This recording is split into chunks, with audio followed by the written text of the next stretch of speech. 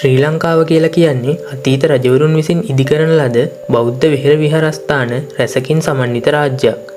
ඒ අතරින් 1592 සිට 1815 දක්වා සිංහල රජවරුන්ගේ අගනුවර වූ මහනුවර රාජධානියේ පිහිටා ඇති ශ්‍රී දළදා මාලිගාව කියන්නේ ලෝකවාසී බෞද්ධයන්ගේ මුදුන් මල්කඩ බඳු පූජනීය ස්ථානයක්.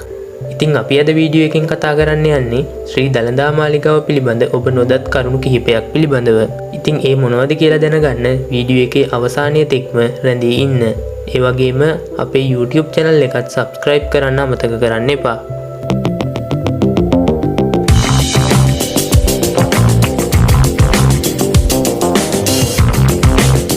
ශ්‍රී ලංකාවේ මධ්‍යම පළාතේ මහනුවර නගරයේ පිහිටා ඇති ශ්‍රී දළදා මාලිගාවේ තැන්පත් කර ඇත්තේ ලොව පුරා බෞද්ධයන්ගේ පූජනීය වස්තුවක් වන බුදුරජාණන් වහන්සේගේ දකුණු දළදා වහන්සේ. එය ශ්‍රී ලංකාවේ පමණක් නෙවෙයි ලොව පුරා වෙසෙන බෞද්ධයන්ගේ ගෞරවයට පාත්‍ර වන පූජනීය වස්තුවක්. මහනුවර රාජධානිය පාලන අගනුවර ලෙස තෝරාගත් පළමුවන විමල ධර්මසූරිය රජු මුලින්ම දන්ත ධාතුන් වහන්සේ තැන්පත් කිරීම සඳහා දෙමහල් විහාරයක් ඉදිකර ඒ වන විට විදේශීය ආක්‍රමණිකයන්ගෙන් ආරක්ෂා කර ගැනීමට සබරගමුව කුරුවිට අසල දෙල්ගමුව විහාරස්ථානයේ සඟවා තිබූ දන්ත ධාතුන් වහන්සේ එම දෙමහල් විහාරයට වැඩම කරවීමට කටයුතු කළා. නමුත් මේ වන විට එම දෙමහල් විහාරයේ නටබුන් පවා දැකගත නොහැකි. පළමුවන විමල ධර්මසූරිය රජුට පසුව මහනුවර රාජධානියේ රජකමට පත් වූ දෙවන විමල ධර්මසූරිය රජු දළදා වහන්සේ තැන්පත් කිරීමට තෙමහල් විහාරයක් ඉදිකළ අතර මෙරට පාලනය කළ අවසන් සිංහල රජු වූ ඔහුගේ පුත් වීර පරාක්‍රම නරේන්ද්‍ර සිංහ රජු විසින් තම පියා විසින් ඉදිකරන ලද පැරණි විහාරය දැකීමෙන් නව දෙමහල් විහාරයක් ඉදිකරනු ලැබුවා. ඉන්පසුව ශ්‍රී ලංකාවේ අවසාන රජු වූ ශ්‍රී වික්‍රම රාජසිංහ රජු පත්තිරිප්පුව නම් කොටසක් ඉදිකරනු ලැබුවා. මුලදී මෙම පත්තිරිප්පුව රාජමාලිගයේ කොටසක් වූ අතර පසුව එය දළදා මාලිගයේ කොටසක් බවට පත් වුණා. රාජසිංහ රජු මෙම පත්තිරිප්පුව භාවිතා කර තිබුණේ තම අනුගාමික රටවැසියන් ඇමතීම සඳහා. වර්තමානයේ පවතින විහාර සංකීර්ණයට ඇතුළු වීමට ඇත්තේ මහා වාහල්කඩ නමින් හැඳින්වෙන ව්‍යුහය හරහා. වාහල්කඩ දෙපස බිත්ති දෙකක් පවතිනවා. පිටත බිත්තිය වලාකුළු බැම්ම ලෙස හැඳින්වෙන අතර ඇතුළත බිත්තිය දියරැලි බැම්ම ලෙස හැඳින්වෙනවා. වාහල්කඩ හා දියාගල පසුකිරීමෙන් පසු මකර තොරණ හමුවනවා.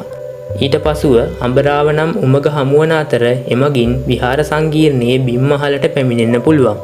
මෙම අභ්‍යන්තර කුටිය විශාල ලී දොරකින් සවිකර ඇති අතර ලෝකඩ හා ඇද්දල වලින් සරසා තිබෙනවා. දළදා මාලිගාවේ වැඩහිටින මාලිගාව නම් වූ කුටියේ ඉහළ මාලයේ දළදා වහන්සේ තැන්පත් කර තිබෙනවා.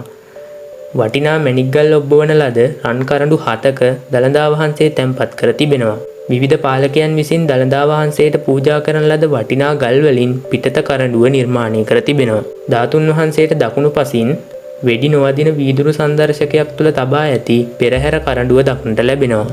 මෙය ඉන්දියාව විසින් පරිත්‍යාග කර තිබෙනවා. ධාතු මන්දිරයට ඉහළින් සිවිලිමේ එල්ලා ඇති වටිනා ගල් ඔබ්බවන ලද රන් නෙළුම් මලක් තිබෙනවා. ශ්‍රී සර්වඥ ධාතුන් වහන්සේගේ භාරකරුවන්ගෙන් දළදා වහන්සේ දැක ඇති ඉතා සුළු පිරිසෙන් එක් අයෙකු වන්නේ ඉංග්‍රීසි ජාතික ජෝන් ඩේව් මහතා වන අතර ඔහු ඒ පිළිබඳ ඔහුගේ An Account of the Interior of Ceylon ග්‍රන්ථයේ පළ කර තිබෙනවා. ඔහුට අනුව දන්ත ධාතුන් වහන්සේ වැඩ සිටින රන් කරඬුව කරඬු 5ක් තුල වැඩ සිටිනවා. ධාතුන් වහන්සේ පවිත්‍ර රන් පත්‍රයක ඔතා මරකත දියමන්ති පද්ම වලින් යුත් රන් පෙට්ටියක තැන්පත් කර තිබෙනවා. ඔහු පවසන්නේ දන්ත ධාතුන් වහන්සේ කහ පැහැයෙන් දිස්වන බවයි. විහාරස්ථානයේ වම් පසින් මාලිගාවේ ඇතා වූ රාජාගේ දේහය තැන්පත් කර ඇති නව ගොඩනැගිල්ල දක්නට ලැබෙනවා. 1925 මඩකලපුව දිස්ත්‍රික්කයේ එරාවුර් කැලයේදී අල්ලා ගන්නා ලද මෙම ඇතා 1937 දී ටිකිරිබණ්ඩා මනම් පිටිය දිසාවේ විසින් රුපියල් 3300කට මිලදීගෙන ඔහු විසින් විහාරස්ථානයට පරිත්‍යාග කර තිබෙනවා. එතැන් සිට වසර 50කට අධික කාලයක් දළදා වහන්සේගේ රන් කරඬුව ඔහු විසින් වැඩම වූ අතර 1984 දී ඔහු ජාතික වස්තුවක් ලෙස රජය විසින් ප්‍රකාශයට පත් කළා. ඉන්පසුව රාජා දිකු කාලයක් රෝගාතුරව සිට පසුව 1988 දී මිය ගියා. ලෝකවාසී බෞද්ධ ජනතාවගේ පරම පූජනීය බෞද්ධ විහාරස්ථානය වන දළදා මාලිගාවට 1998 ජනවාරි 25 වැනි දින ද්‍රවිඩ ක්‍රොටිතස්තිවාදීන් විසින් දැවැන්ත ට්‍රක් බෝම්බයක් යොදා ප්‍රහාරයක් එල්ල කරන ලද අතර එහිදී කුඩා දරුවෙකු ඇතුළු 8 දෙනෙකු මිය ගොස් 15 දෙනෙකු තුවාල ලැබුවා. පිපිරීමෙන් ශ්‍රී දළදා මාලිගාවේ බොහෝ ප්‍රදේශවලට විශාල ලෙස හානි සිදු වුණා. කෙසේ වුවත් ඇතුළු කුටියේ වැඩ සිටි දළදා වහන්සේට කිසිදු හානියක් නොවී ආශ්චර්යමත් ලෙස බේරුණා.